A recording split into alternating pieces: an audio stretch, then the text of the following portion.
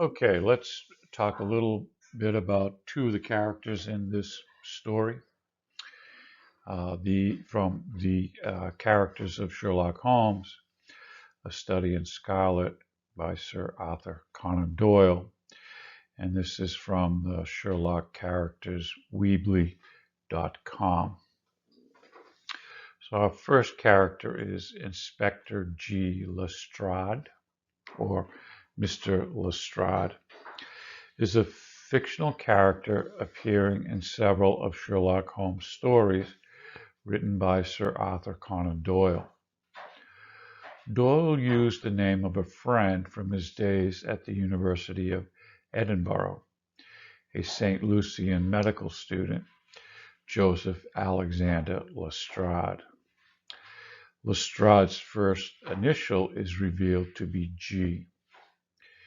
He is described as a little, sallow, rat-faced, dark-eyed fellow in A Study in Scarlet, and a lean, ferret-like man, furtive and sly-looking.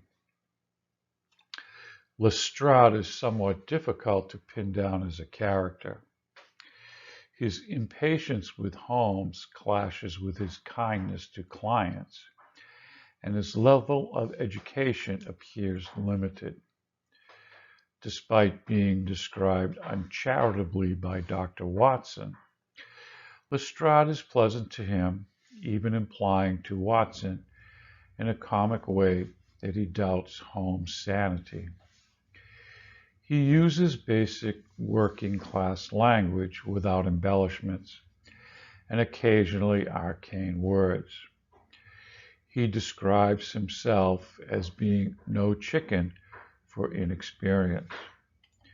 His greatest compliment to Holmes' method was to describe them as workmanlike. Although he does place a high value on first-hand detecting, Lestrade is not uneducated. He is fluent in shorthand, dresses well, and his language is predominantly free of street slang and coarse talk. His only linguistic failing is his arcane speech, which is more indicative of a rural origin. The Metropolitan Police preferred to recruit the countrymen as opposed to the London-born. He has, presumably by reputation, gained the trust of the public. Despite a French surname, he shows no overt French ties. Conan Doyle wrote him as a very particular dresser who nevertheless will get muddy in the line of work. He prefers to get out and find his evidence in person rather than solve crimes in his head. His appearance and style very much contrast with Tobias Gregson, which visually increases their rivalry. The two were never paired up in the canon after A Study in Scarlet. Lestrade is unique in that he works with Holmes throughout most of the spectrum of the canon, from the first adventure to one of the last. His character is the only one to appreciably grow and adapt with his exposure to Holmes. By the same token, Lestrade is one of the few people besides Dr. Watson who's capable of moving Holmes to an emotional level. Mr. Gregson. Inspector Tobias Gregson, a Scotland Yard inspector, was first introduced in A Study in Scarlet. Holmes declares him to be the smartest of the Scotland Yarders. But given Holmes' opinion of the Scotland Yard detectives, this is not sweeping praise. In one of the stories, Watson specifically mentions the callous and cool way in which Gregson moved.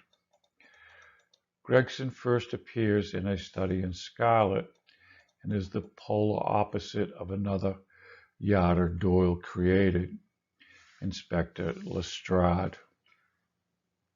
Lestrade and Gregson are such visual opposites.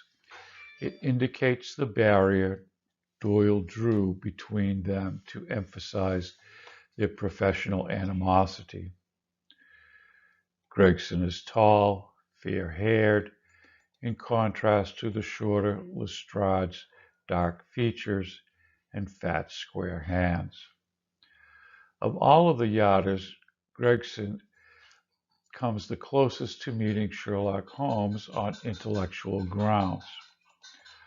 While acknowledging Holmes' abilities, he even admits to Holmes that he always feels more confident when he has Holmes' aid in a case.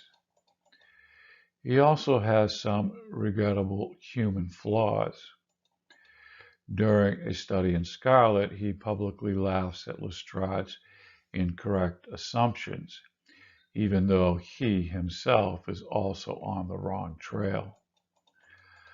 Unlike Lestrade, Gregson overlooks the little gray areas of the law.